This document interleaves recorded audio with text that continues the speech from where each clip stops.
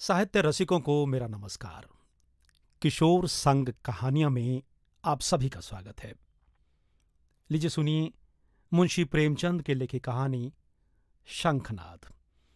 कहानी की शुरुआत से पहले एक गुजारिश, यदि आपने अभी तक हमारे इस चैनल को सब्सक्राइब नहीं किया है तो विश्व के महान साहित्यकारों की अमर कृतियों को सुनने के लिए इसे फौरन सब्सक्राइब करें। सब्सक्राइब करने के बाद बेल आइकन पर जरूर क्लिक करें ताकि आने वाली प्रस्तुतियों की सूचना आपको तुरंत मिले। तो लीजिए सुनिए मुंशी प्रेमचंद की लिखी कहानी शंखनाद। भानु चौधरी अपने गांव के मुखिया थे। गांव में उनका बड़ा मान था। दरोगा जी उन्हें बिना टाट के जमीन पर बैठने न देते। मुखिया साहब की धाक ऐसी बंधी हुई थी कि उनकी मर्जी के बिना गांव में एक पत्ता भी नहीं हिल सकता था। कोई घटना, चाहे वो सास बहू का विवाद हो, चाहे मेड़ या खेत का झगड़ा, चौधरी साहब के शासनाधिकार को पूर्ण रूप से सचेत करने के लिए काफी थी। वो तुरंत घटनास्थल पर जा पहुंचते। तहकीकात होने लगती। गवाह और सबूत के सिवा किसी अभियोग को सफलता सहित चलाने में जिन बातों की जरूरत होती है उन सब पर विचार होता और चौधरी साहब जी के दरबार से फैसला हो जाता। किसी को अदालत जाने की जरूरत न पड़ती। हाँ, इस कष्ट के लिए चौधरी साहब कुछ फीस जरूर लेते थे। यदि किसी अवसर पर फीस मिलने में असुविधा के कारण उन्हें धीरज से काम लेना पड़ता तो गांव में आफत मच जाती थी, क्योंकि उनके धीरज और दरोगा जी के क्रोध में कोई घनिष्ठ संबंध था। सारांश ये कि चौधरी से उनके दोस्त दुश्मन सभी चौकन्ने रहते थे। चौधरी महाशय के 3 सुयोग्य पुत्र थे। बड़े लड़के बितान एक सुशिक्षित मनुष्य थे। डाकिये के रजिस्टर पर दस्तखत कर लेते थे। बड़े अनुभवी, बड़े मर्मज्ञ, बड़े नीति कुशल। मिजई की जगह कमीज पहनते। कभी कभी सिगरेट भी पीते, जिससे उनका गौरव बढ़ता था। यद्यपि उनके दुर्व्यसन बूढ़े चौधरी को नापसंद थे, पर बेचारे विवश थे, क्योंकि अदालत और कानून के मामले बितान के हाथों में थे। वह कानून का पुतला था। कानून की दफाएं उसकी जबान पर रखी रहती थी। गवाह गढ़ने में वो पूरा उस्ताद था। मझले लड़के शान चौधरी कृषि विभाग के अधिकारी थे। बुद्धि के मंद, लेकिन शरीर से बड़े परिश्रमी। जहां घास न जमती हो वहां केसर जमा दे। तीसरे लड़के का नाम गुमान था। वो बड़ा रसिक और साथ ही उद्दंड भी था। मुहर्रम में ढोल इतने जोरों से बजाता कि कान के पर्दे फट जाते। मछली फंसाने का बड़ा शौकीन था। बड़ा रंगीला जवान था। खंजड़ी बजा बजा कर जब वो मीठे स्वर से ख्याल गाता तो रंग जम जाता। उसे दंगल का ऐसा शौक था कि कोसों तक धावा मारता। पर घर वाले कुछ ऐसे शुष्क थे कि उसके इन व्यसनों से तनिक भी सहानुभूति न रखते थे। पिता और भाइयों ने तो उसे ऊसर खेत समझ रखा था। घुड़ की धमकी, शिक्षा और उपदेश, स्नेह और विनय, किसी का उस पर कुछ भी असर न हुआ। हाँ, भावजें अभी तक उसकी ओर से निराश न हुई थी। वे अभी तक उसे कड़वी दवाइयां पिलाई जाती थी। पर आलस्य वो राजयोग है जिसका रोगी कभी नहीं संभलता। ऐसा कोई विरला ही दिन जाता होगा कि बांके गुमान को भावजों के कटुवाक्य न सुनने पड़ते हों। ये विषैले शर कभी कभी उसके कठोर हृदय में चुभ जाते, किंतु ये घाव रात भर से अधिक न रहता। भोर होते ही थकान के साथ ये पीड़ा भी शांत हो जाती। तड़का हुआ, उसने हाथ मुंह धोया, बंशी उठाई और तालाब की ओर चल खड़ा हुआ। भावजे फूलों की वर्षा किया करती। बूढ़े चौधरी पैंतरे बदलते रहते और भाई लोग तीखी निगाह से देखा करते। और अपने धुन का पूरा बांका गुमान उन लोगों के बीच में से इस तरह अकड़ता चलता जाता जैसे कोई मस्त हाथी कुत्तों के बीच से निकल जाता है। उसे सुमार्ग पर लाने के लिए क्या क्या उपाय नहीं किए गए। बाप समझाता, बेटा, ऐसी राह चलो जिसमें तुम्हें भी पैसे मिले और गृहस्थी का भी निर्वाह हो। भाइयों के भरोसे कब तक रहोगे? मैं पका आम हूं, आज टपक पड़ा या कल फिर तुम्हारा निवाह कैसे होगा? भाई बात भी न पूछेंगे। भावजों का रंग देख रहे हो। तुम्हारे भी लड़के बाले हैं, उनका भार कैसे संभालोगे? खेती में जीने लगे, कहो कांस्टेबली में भर्ती करा दूं। बाका गुमान खड़ा खड़ा सब सुनता, लेकिन पत्थर का देवता था, कभी न पसीजता। इन महाशय के अत्याचार का दंड उनकी बेचारी स्त्री को भोगना पड़ता था। मेहनत के घर के जितने काम होते थे वे उसी के सिर थोपे जाते। उपले पाथती, कुएं से पानी लाती, आटा पीसती, और तिस पर भी जेठानियां सीधे मुंह बात न करती, वाक्य बाणों से छेदा करती। एक बार जब पति से कई दिन तक रूठी रही तो बाके गुमान कुछ नर्म हुए। बाप से जाकर बोले, मुझे कोई दुकान खुलवा दीजिए। चौधरी ने परमात्मा का धन्यवाद किया, फूले न समाये। कई 100 रुपए लगाकर कपड़े की दुकान खुलवा दी। गुमान के भाग जागे। तंजेब के चुन्नटदार कुर्ते बनवाए, मलमल का साफा धानी रंग में रंगवाया। सौदा बिके या न बिके, उसे लाभ होना ही था। दुकान खुली हुई है, 10-5 गाढ़े मित्र जमा हुए हैं, चरस की दम और ख्याल की ताने उड़ रही हैं। चल झटपटरी, जमुना तटरी, खड़ो नट खटरी। इस तरह 3 महीने चैन से कटे। बाके गुमान ने खूब दिल खोल कर अरमान निकाले, यहां तक कि सारी लागत लाभ हो गई। टाट के टुकड़े के सिवा कुछ न बचा। बूढ़े चौधरी कुएं में गिरने चले। भावोजी ने घोर आंदोलन मचाया। अरे राम, हमारे बच्चे और हम चीथड़ों को तरसे, गाढ़े का कुर्ता भी नसीब ना हो, और इतनी बड़ी दुकान इस निखट्टू का कफन बन गई। अब कौन मुंह दिखाएगा, कौन मुंह लेकर घर में पैर रखेगा। किंतु बाके गुमान के तेवर जरा भी मैले न हुए। वही मुंह लिए फिर घर आया, और फिर वही पुरानी चाल चलने लगा। कानूनदा बेतान उनके ये ठाठ पाठ देख कर चल जाता। मैं सारे दिन पसीना बहाऊं, नैन सुख का कुर्ता भी न मिले। ये अपाहिज सारे दिन चारपाई तोड़े और यूं बंधन कर निकले। ऐसे वस्त्र तो शायद मुझे अपने ब्याह में भी न मिले होंगे। मीठे शान के हृदय में भी कुछ ऐसे ही विचार उठते थे। अंत में ये जलन सही न गई और अग्नि भड़की तो एक दिन कानूनदा बेतान की पत्नी गुमान के सारे कपड़े उठा लाई और उन पर मिट्टी का तेल उड़ेल कर आग लगा दी। ज्वाला उठी, सारे कपड़े देखते देखते जलकर राख हो गए। गुमान रोते थे, दोनों भाई खड़े खड़े तमाशा देखते थे। बूढ़े चौधरी ने यह दृश्य देखा और सिर पीट लिया। ये द्वेषाग्नि है, घर को जलाकर तब बुझेगी। ये ज्वाला तो थोड़ी देर में शांत हो गई, परंतु हृदय की आग ज्यों की त्यों दहकती रही। अंत में एक दिन बूढ़े चौधरी ने घर के सब मेंबरों को एकत्र किया और इस गूढ़ विषय पर विचार करने लगे कि बेड़ा कैसे पार हो। बेतान से बोले, बेटा, तुमने आज देखा कि बात की बात में सैकड़ों रुपया पर पानी फिर गया। अब इस तरह निर्वाह होना असंभव है। तुम समझदार हो, मुकदमे मामले करते हो, कोई ऐसी राह निकालो कि घर डूबने से बचे। मैं तो चाहता था कि जब तक चूल्हा रहे सबको समेटे रहूं, मगर भगवान के मन में कुछ और ही है। बेतान की नीति कुशलता अपनी चतुर सहगामिनी के सामने लुप्त हो जाती है। वो अभी इसका उत्तर सोच ही रहे थे कि श्रीमती जी बोल उठी, दादा, अब समझाने बुझाने से काम न चलेगा। सहते सहते हमारा कलेजा पक गया। बेटे की जितनी पीर बाप को होगी, भाइयों को उतनी क्या, उसकी आधी भी ना हो सकती। मैं तो साफ साफ कहती हूं, गुमान का तुम्हारी कमाई में हक है। उन्हें कंचन के कौर खिलाओ और चांदी के हिंडोले में झुलाओ।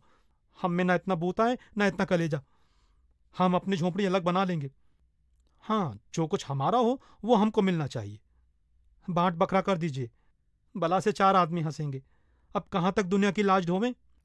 नीतिज्ञ बेतान पर इस प्रबल वक्तृता का जो असर हुआ वो उनके विकसित और प्रमुदित चेहरे से झलक रहा था। उनमें स्वयं इतना साहस न था कि इस प्रस्ताव को इतनी स्पष्टता से व्यक्त कर सकते।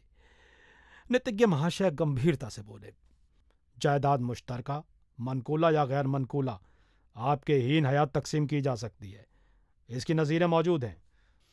जमींदार को साकितुल मिल्कियत करने का कोई इस्तेहकाक नहीं है। अब मंद बुद्धि शान की बारी आई, पर बेचारा किसान बैलों के पीछे आंखें बंद करके चलने वाला ऐसे गूढ़ विषय पर कैसे मुंह खोलता? दुविधा में पड़ा हुआ था। तब उसकी सत्यवक्ता धर्मपत्नी ने अपनी जेठानी का अनुसरण कर यह कठिन कार्य संपन्न किया। बोली, बड़ी बहन ने जो कुछ कहा उसके सिवा और कोई दूसरा उपाय नहीं। कोई तो कलेजा तोड़ तोड़ कर कमाए, मगर पैसे पैसे को तरसे, तन ढकने को वस्त्र न मिले, और कोई सुख की नींद सोए, हाथ बढ़ा बढ़ा कर खाए। ऐसी अंधेर नगरी में अब हमारा निबाह न होगा।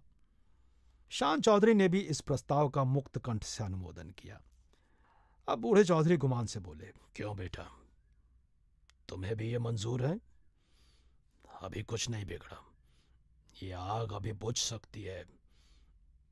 काम सबको प्यारा है, चाम किसी को नहीं। बोलो, क्या कहते हो? कुछ काम धंधा करोगे या अभी आंखें नहीं खुली? गुमान में धैर्य की कमी न थी। बातों को इस कान से सुनकर उस कान से उड़ा देना उसका नित्य कर्म था। किंतु भाइयों की इस जनमुरीदी पर उसे क्रोध आ गया। बोला, भाइयों की जो इच्छा है वही मेरे मन में भी लगी हुई है। मैं भी इस जंजाल से भागना चाहता हूं। मुझसे न मजूरी हुई है न होगी। जिसके भाग्य में चक्की पीसना बदा हो वो पीसे। मेरे भाग्य में चैन करना लिखा है। मैं क्यों अपना सिर ओखली में दूं? मैं तो किसी से काम करने को नहीं कहता। आप लोग क्यों मेरे पीछे पड़े हुए हैं? अपने अपने फिक्र कीजिए, मुझे आज सेर आटे की कमी नहीं है। इस तरह की सभाएं कितनी ही बार हो चुकी थी, परंतु इस देश की सामाजिक और राजनीतिक सभाओं की तरह इसमें भी कोई प्रयोजन सिद्ध नहीं होता था। 2-3 दिन गुमान ने घर पर खाना नहीं खाया। जतन सिंह ठाकुर शौकीन आदमी थे, उन्हीं की चौपाल में पड़ा रहता। अंत में बूढ़े चौधरी गए और मना कर ले आए। अब फिर वही पुरानी गाड़ी अड़ती, मचलती, हिलती चलने लगी। पांडे के घर के चूहों की तरह चौधरी के घर में बच्चे भी सयाने थे। उनके लिए मिट्टी के घोड़े और कागज की नावें थीं। फलों के विषय में उनका ज्ञान असीम था। गूलर और जंगली बेर के सिवा कोई ऐसा फल न था जिसे वे बीमारियों का घर न समझते हों। लेकिन गुरदीन के खोंचे में ऐसा प्रबल आकर्षण था कि उसकी ललकार सुनते ही उनका सारा ज्ञान व्यर्थ हो जाता था। साधारण बच्चों की तरह यदि सोते भी हों तो चौंक पड़ते थे। गुरदीन उस गांव में साप्ताहिक फेरे लगाता था। उसके शुभागमन की प्रतीक्षा और आकांक्षा में कितने ही बालकों को बिना किंडरगार्टन की रंगीन गोलियों के ही संख्याओं और दिनों के नाम याद हो गए थे। गुरदीन बूढ़ा सा मैला कुचैला आदमी था, किंतु आसपास में उसका नाम उपद्रवी लड़कों के लिए हनुमान मंत्र से कम न था। उसकी आवाज सुनते ही उसके खोंचे पर लड़कों का ऐसा धावा होता कि मक्खियों की असंख्य सेना को भी रणस्थल से भागना पड़ता था। और जहां बच्चों के लिए मिठाइयां थी, वहां गुरदीन के पास माताओं के लिए इससे भी ज्यादा मीठी बातें थी। मां कितना ही मना करती रहे, बार बार पैसा न रहने का बहाना करे, पर गुरदीन चटपट मिठाइयों का दोना बच्चों के हाथ में रख ही देता और स्नेहपूर्ण भाव से कहता, बहू जी, पैसों की कोई चिंता न करो, फिर मिलते रहेंगे, कहीं भागे थोड़े जाते हैं। नारायण ने तुमको बच्चे दिए हैं तो मुझे भी उनकी नौछावर मिल जाती है। उन्हीं की बदौलत मेरे बाल बच्चे भी जीते हैं। अभी क्या, ईश्वर इनका मार तो दिखावे, फिर देखना कैसा ठनगन करता हूं। गुरदीन का ये व्यवहार चाहे वाणिज्य नियमों के प्रतिकूल ही क्यों ना हो, चाहे 9 नगद सही 13 उधार नहीं वाली कहावत अनुभव सिद्ध ही क्यों ना हो, किंतु मिष्ट भाषी गुरदीन को कभी अपने इस व्यवहार पर पछताने या उसमें संशोधन करने की जरूरत न हुई। मंगल का शुभ दिन था। बच्चे बड़ी बेचैनी से अपने दरवाजों पर खड़े गुरदीन की राह देख रहे थे। कई उत्साही लड़के पेड़ों पर चढ़ गए और कोई कोई अनुराग से विवश होकर गांव के बाहर निकल गए थे। सूर्य भगवान अपना सुनहला थाल लिए पूरब से पश्चिम जा पहुंचे थे। इतने में ही गुरदीन आता हुआ दिखाई दिया। लड़कों ने दौड़कर उसका दामन पकड़ा और आपस में खींचातानी होने लगी। कोई कहता था मेरे घर चलो, कोई अपने घर का न्योता देता था। सबसे पहले भानु चौधरी का मकान पड़ा। गुरदीन ने अपना खोंचा उतार दिया। मिठाइयों की लूट शुरू हो गई। बालकों और स्त्रियों का ठट्ठ लग गया। हर्ष और विषाद, संतोष और लोभ, ईर्ष्या और क्षोभ, द्वेष और जलन की नाट्यशाला सज गई। कानूनदा बेतान की पत्नी अपने तीनों लड़कों को लिए हुए निकली। शान की पत्नी भी अपने दोनों लड़कों के साथ उपस्थित हुई। गुरदीन ने मीठी बातें करनी शुरू की, पैसे झोली में रखे, धेले की मिठाई दी और धेले का आशीर्वाद। लड़के दोने लिए उछलते कूदते घर में दाखिल हुए। अगर सारे गांव में कोई ऐसा बालक था जिसने गुरदीन की उदारता से लाभ उठाया हो तो वो बांके गुमान का लड़का धान था। ये कठिन था कि बालक धान अपने भाइयों बहनों को हंस हंस और उछल उछल कर मिठाइयां खाते देखकर सब्र कर जाए। उस पर तुर्रा ये कि वे उसे मिठाइयां दिखा दिखाकर ललचाते और चिढ़ाते थे। बेचारा धान चीखता और अपनी माता का आंचल पकड़ पकड़ कर दरवाजे की तरफ खींचता था, पर वो अबला क्या करे। उसका हृदय बच्चे के लिए ऐंठ ऐंठ कर रह जाता था। उसके पास एक पैसा भी नहीं था। अपने दुर्भाग्य पर, जेठानियों की निष्ठुरता पर और सबसे ज्यादा अपने पति के निखट्टूपन पर कुढ़ कुढ़ कर रह जाती थी। अपना आदमी ऐसा निकम्मा न होता तो क्यों दूसरा का मुंह देखना पड़ता, क्यों दूसरों के धक्के खाने पड़ते। उसने धान को गोद में उठा लिया और प्यार से दिलासा देने लगी। बेटा रो मत, अब की बार गुरदीन आएगा तो तुम्हें बहुत सी मिठाई ले दूंगी। मैं इससे अच्छी मिठाई बाजार से मंगवा दूंगी। तुम कितनी मिठाई खाओगे? ये मनहूस मंगल आज ही फिर आवेगा और फिर यही बहाने करने पड़ेंगे। हाय, अपना प्यारा बच्चा धेले की मिठाई को तरसे और घर में किसी का पत्थर सा कलेजा न पसीजे। वो बेचारी तो इन चिंताओं में डूबी हुई थी और धान किसी तरह चुप ही ना होता था। जब कुछ वश न चला तो मां की गोद से जमीन पर उतरकर लौटने लगा और रो रो कर दुनिया सिर पर उठा ली। मां ने बहुत बहलाया, फुसलाया, यहां तक कि बच्चे के इस हठ पर उसे क्रोध भी आ गया। मानव हृदय के रहस्य कभी कभी समझ में नहीं आते। कहां तो बच्चे को प्यार से चिपटाती थी, ऐसी झल्लाई कि उसे 2-3 थप्पड़ जोर से लगाए और घुड़क कर बोली, चुप रह भागे, तेरा ही मुंह मिठाई खाने का है। अपने दिन को नहीं रोता, मिठाई खाने चला है। बांका गुमान अपनी कोठरी के द्वार पर बैठा हुआ ये कौतुक बड़े ध्यान से देख रहा था। वो इस बच्चे को बहुत चाहता था। इस वक्त के थप्पड़ उसके हृदय में तेज भाले के समान लगे और चुभ गए। शायद उनका अभिप्राय भी यही था। दुनिया रुई धुनने के लिए तांत पर चोट लगाता है। जिस तरह पत्थर और पानी में आग छिपी रहती है, उसी तरह मनुष्य के हृदय में भी, चाहे वो कैसा ही क्रूर और कठोर क्यों न हो, उत्कृष्ट और कोमल भाव छिपे रहते हैं। गुमान की आंखें भर आईं। आंसू की बूंदें बहुधा हमारे हृदय की मलिनता को उज्जवल कर देती हैं। गुमान सचेत हो गया। उसने जाकर बच्चे को गोद में उठा लिया और अपनी पत्नी से करुणोत्पादक स्वर में बोला, बच्चे पर इतना क्रोध क्यों करती हो? तुम्हारा दोषी मैं हूं। मुझको जो चाहे दंड दो। परमात्मा ने चाहा तो कल से लोग इस घर में मेरा और मेरे बाल बच्चों का भी आदर करेंगे। तुमने आज मुझे सदा के लिए इस तरह जगा दिया मानो मेरे कानों में शंखनाद कर मुझे कर्म पथ में प्रवेश करने का उपदेश दिया हो। तो ये थी मुंशी प्रेमचंद की लिखी कहानी शंखनाद। आपको ये कहानी कैसी लगी? कमेंट बॉक्स में कमेंट करके हमें ज़रूर बताइएगा। यदि अच्छी लगी हो तो इसे लाइक कीजिएगा, और अगर आपने अभी तक हमारे चैनल को सब्सक्राइब नहीं किया है तो इसे अभी सब्सक्राइब करें, और सब्सक्राइब करने के बाद बेल आइकन पर ज़रूर क्लिक कीजिएगा ताकि आने वाली प्रस्तुतियों की सूचना आपको तुरंत मिले। और इसे अपने साहित्य प्रेमी मित्रों और परिजनों को शेयर अवश्य कीजिएगा। तो मिलता हूँ अगली कड़ी में एक और कहानी के साथ। नमस्कार।